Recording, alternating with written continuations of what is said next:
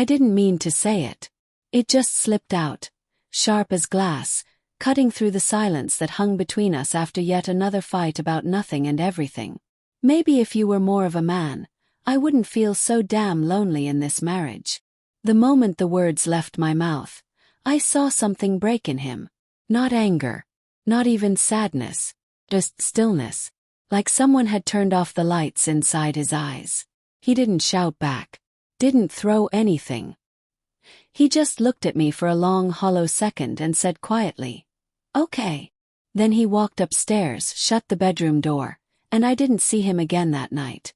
That was 6 months ago. First I thought he was sulking.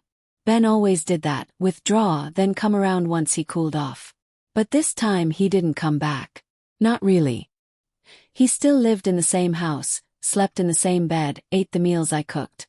But it was as if we existed on different planes of reality. He spoke when necessary, smiled politely when our friends visited, even touched me when I reached out first. But there was no warmth behind it. Just a man going through motions. And every day, the silence between us grew heavier, until it felt like living in a museum of what used to be love. I started to notice changes. New cologne. New shirts I hadn't bought. Late nights at work. His phone, once always on the kitchen counter, now never left his pocket. The first time I heard him laugh again was at 11:47 p.m. on a Thursday. I was half asleep when the sound drifted from his study. Soft, low, real. That laugh used to be mine. I sat up in bed, staring at the closed door, my stomach sinking as realization bloomed. I didn't want to believe it. But I knew. Women always know. The next day I asked him straight out, "Ben, is there someone else?" He looked up from his coffee. "Why would you think that?" I tried to smile to keep my voice even. "Because you're not here anymore." "Not really." He set his mug down. "You told me what you thought of me, Anna. You made it very clear." "That was an argument." He cut me off, voice calm but cold. "No, that was truth. You don't take something like that back. You can't unhear it." And that was it. He left for work without another word. For weeks, I tried to repair what I'd broken. Cooked his favorite meals. Wore the perfume he used to love. Left little notes on his desk. But all I got were polite thank yous, distant smiles, and nights spent alone. It wasn't just that he'd stopped loving me. It was that he'd stopped seeing me. Until one night, while folding laundry, I found a hotel receipt in his pants pocket. One night. Downtown suite. 2 glasses of wine on the bill. My chest caved in. I sat on the floor, shaking, trying to tell myself it was business. Maybe he was with clients. Maybe there was an explanation. But the receipt smelled faintly of his new cologne and, beneath that, floral perfume. Not mine. I waited until he came home. He found me at the dining table. The receipt spread out in front of me like evidence in a trial. "Who is she?" he asked. He didn't flinch. Didn't even act surprised. Just sighed, leaned against the doorframe and said, "You really want to talk about this now?" "Yes." He rubbed his face, exhaling. "Her name's Elise. She's from work." The world went quiet. "How long?" 2 months. I wanted to scream, throw something, tear down the walls that suddenly felt too close. Instead I whispered, "You've been cheating on me." He met my eyes, steady, unreadable. "You think this is about sex? What else could it be?" "It's about respect, Anna. About being treated like a man instead of something to blame your unhappiness on." I laughed, a broken, bitter sound. "So what? She respects you. She doesn't see me as small." The words sliced deeper than anything I'd said to him. I wanted to fight back, to hurl all the pain at him that he'd just thrown at me. But I couldn't, because deep down a part of me understood.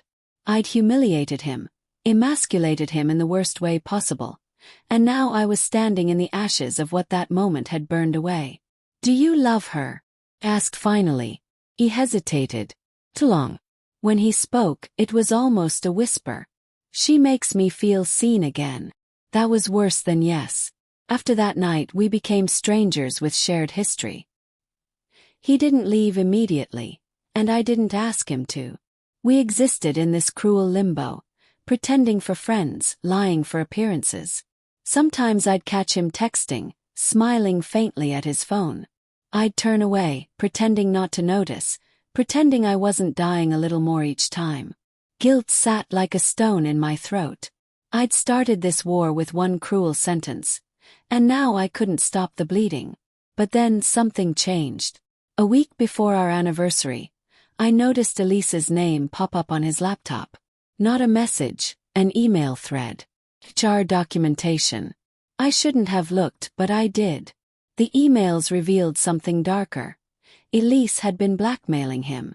She'd found out about company discrepancies in the accounts he managed, mistakes he'd made during his lowest, most distracted months, and she'd been leveraging them to get promotions, gifts, even money. My stomach twisted. She wasn't in love with him. She was using him. I printed the emails. Waited for him to come home. When I laid the papers in front of him, his face went pale. "She's been using you, Ben," I said quietly. He didn't speak. Didn't need to. The shame in his eyes said everything. He ended it that night. She filed a complaint the next day. Harassment, misconduct, retaliation. The investigation dragged our names through mud. By the time it was over, his reputation was gone, our savings were drained, and the life we'd built lay in ruins. Through it all, he barely spoke to me. Until one night, as we sat in the dim glow of our dying house, he said, "You know what hurts the most? It's not her. It's knowing that when you broke me, she just finished the job." I wanted to tell him I was sorry, that I'd give anything to undo that one cruel moment.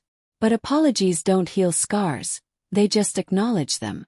He moved out 2 weeks later. Left his ring on the kitchen counter beside my coffee mug. Sometimes I still see him, at the grocery store, walking his dog, looking thinner, older. Our eyes meet, but he looks away first. And every time, I remember the silence that followed the words I can never take back. Because the truth is, betrayal doesn't always come from lies, or secret lovers, or deceit. Sometimes it's born in a single sentence, one that kills the person you love long before they ever walk away.